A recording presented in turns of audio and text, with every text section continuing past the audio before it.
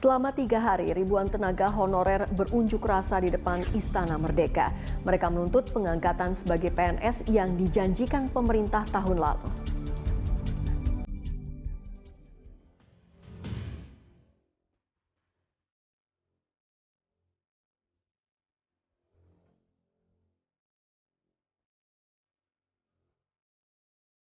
Ribuan tenaga honorer kategori 2 pada Rabu 10 Februari lalu menggelar unjuk rasa di depan Istana Merdeka Jakarta. Mereka datang dari berbagai daerah seperti Lampung, Indramayu, Jepara, dan berbagai daerah lain di Indonesia demi memperjuangkan nasib diangkat sebagai pegawai negeri sipil.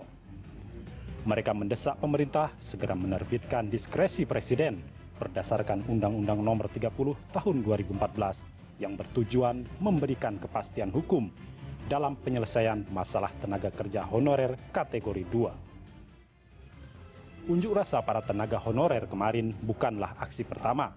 Tahun lalu, beberapa kali mereka menggelar aksi serupa di sejumlah tempat di Jakarta dan berbagai daerah di tanah air. Unjuk rasa ini diikuti tenaga kerja honorer kategori 2 seperti tenaga pendidik, tenaga medis, tenaga administrasi, tenaga pengamanan, yang berada di instansi pemerintah di seluruh Indonesia. Sebelumnya, Menteri Pendayagunaan Aparatur Negara Reformasi Birokrasi Yudi Krisnandi dalam pertemuan dengan para tenaga kerja honorer kategori 2 pada 15 September 2015 sepakat mengangkat mereka menjadi PNS.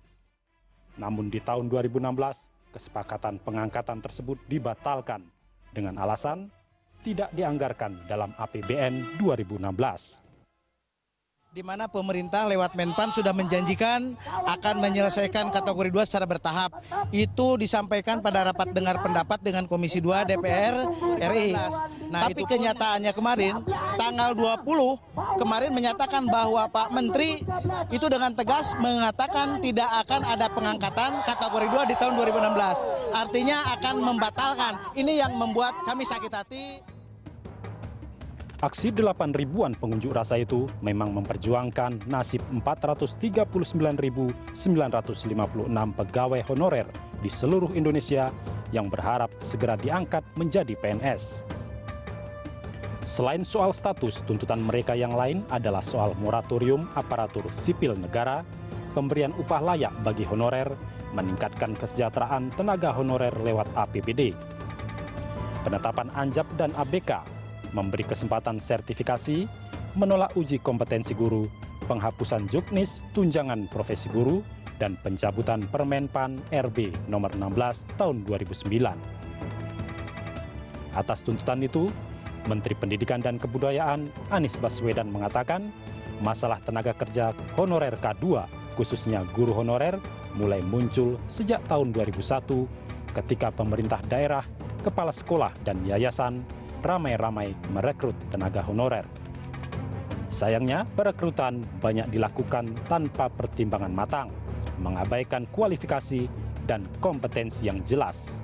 Perekrutan sebagian dilakukan oleh kepala daerah jelang digelarnya pilkada sebagai ajang kampanye.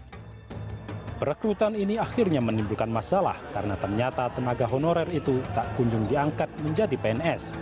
Beban pun kemudian dilimpahkan ke Kementerian Pendayagunaan Aparatur Negara dan Reformasi Birokrasi atau Kemenpan RB. Nasib para tenaga honorer yang terkatung-katung mendapat perhatian anggota Komisi 2 DPR Arteria Dahlan.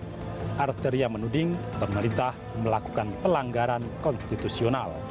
Pasalnya, pemerintah pernah berjanji mengangkat tenaga honorer yang jumlahnya 439.956 orang itu jadi PNS pada tanggal 15 September tahun lalu.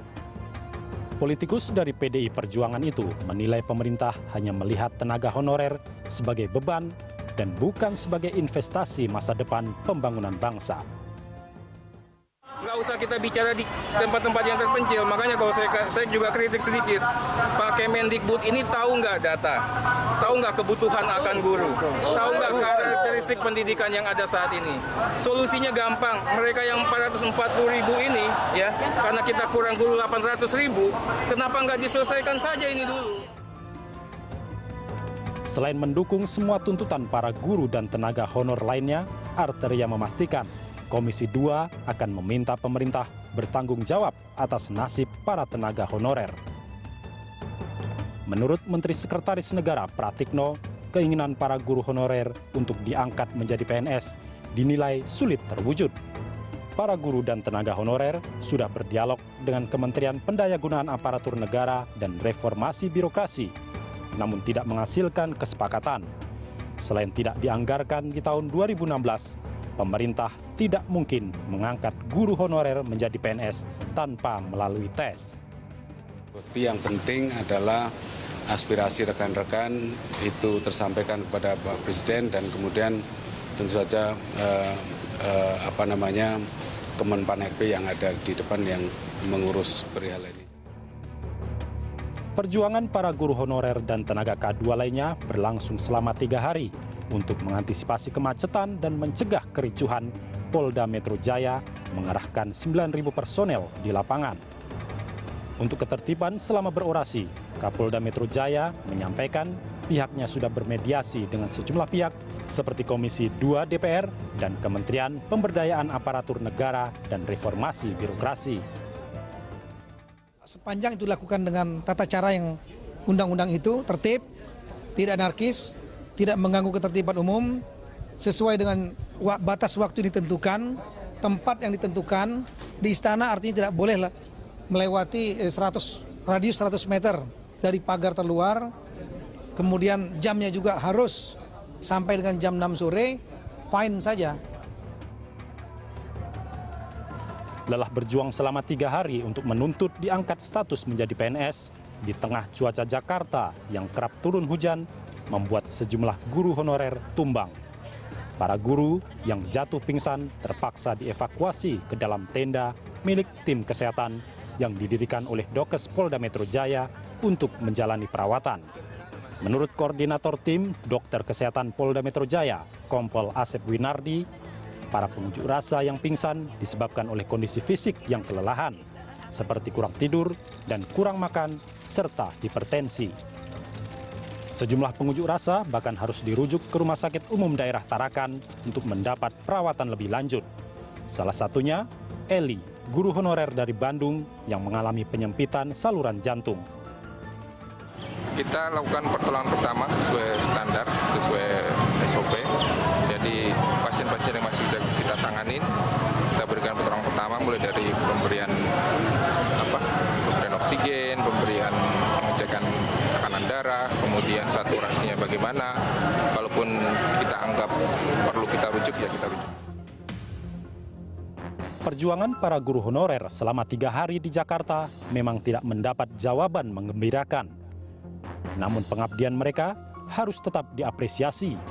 Jika pemerintah tidak bisa mengangkat sebagai PNS, maka harus dipikirkan bagaimana caranya agar para guru itu bisa hidup lebih sejahtera.